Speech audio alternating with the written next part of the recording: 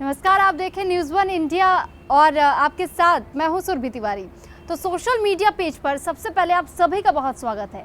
और आज जो टॉपिक आपके सामने मैं लेकर के आई हूं, दरअसल पश्चिम बंगाल में जो राजनीति अखाड़ा तैयार हो रहा है उसको लेकर के अब लगातार जो रैलियां निकाली जा रही है, कभी टीएमसी अपनी रैली निकालती है तो कभी बीजेपी की तरफ से भी अब यहाँ पर रैलियां निकलना शुरू हो गया। तो और ऐसे में कुछ बिहार में अमित शाह की एक रैली निकाली गई। तो केंद्रीय गृह मंत्री अमित शाह ने ये रैली कुछ बिहार में निकाली और इस रैली को संबोधित करते हुए गृह मंत्री अमित शाह ने सीधे तौर पर टीएमसी पर ही निशाना साधने का काम किया। तो लगातार जिस तरीके से ममता बनर्जी बीजेपी के रैली को रोकने की कभी कोशिश करती है, कभी उनकी रथ यात्रा रोक देती है और कभी जब राम राम के नारे से जब रैली में गुंजामय होता है उस वक्त उसको भी रोकने की कोशिश ममता बनर्जी करती हुई नजर आती है। और ऐसे में ही इसी बात को लेकर के एक बार फिर से इस विषय को छेड़ दिया है गृह मंत्री अमित शाह ने। तो अमित शाह ने साफ तौर पर कहा है कि अगर पश्चिम बंगाल में बीजेपी चुनाव जीतती है तो बीजेपी के चुनाव जीतने के बाद से ही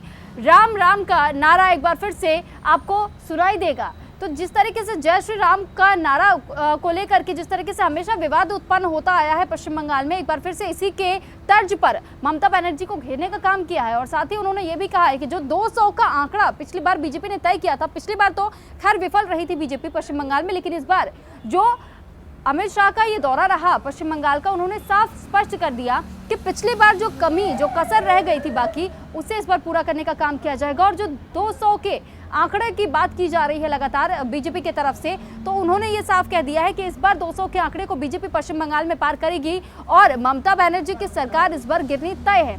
तो ऐसे में अब देखना ये होगा कि जो पश्चिम बंगाल के चुनाव होने, क्योंकि इस पर भी निशाना साधते हुए गृह मंत्री अमित शाह ने यह कह दिया है कि हर बार अगर ममता बनर्जी पश्चिम बंगाल में जो चुनाव जीतती है तो वो इसी आधार पर जीतती है क्योंकि उनके पीछे तमाम गुंडे खड़े होते हैं। तो गुंडों की वजह से, गुंडों के आधार पर ही वो हमेशा से वोट बैंक इकट्ठा करती आई हैं, अपनी झोली में भरती आई हैं, जिस वजह से वो चुनाव जीतती है। तो साफ तरीके से अगर चुनाव करवाया जाए तो ममता बनर्जी की हार निश्चित है, ऐसा कहना और ऐसा मानना है अमित शाह का। तो अमित शाह ने सीधे तौर पर चुनौती तो दे दी है ममता बनर्जी को। अब देखना यह होगा कि इस पर क्या कटाक्ष ममता बनर्जी करती हैं, क्योंकि लगातार यही देखा जाता है कि अगर पिछले बार जब बीजेपी नड्डा का भी जो दौरा पश्चिम बंगाल का था उस पर हमले भी करवाए गए थे तो उस पर भी ममता बनर्जी की तरफ से भी कटाक्ष किए गए थे, बीजेपी ने लगातार सवाल खड़े किए थे। और इस बार फिर से अमित शाह ने इस मुद्दे को भी उठाया कि लगातार जब बीजेपी अपनी रैलियां करने की कोशिश पश्चिम बंगाल में करती है तो पश्चिम बंगाल में ये देखा जाता है कि जो ममता बनर्जी के गुंडे हैं वो लगातार हावी हो जाते हैं, रैली को या तो रोकवाने की कोशिश करते हैं या फिर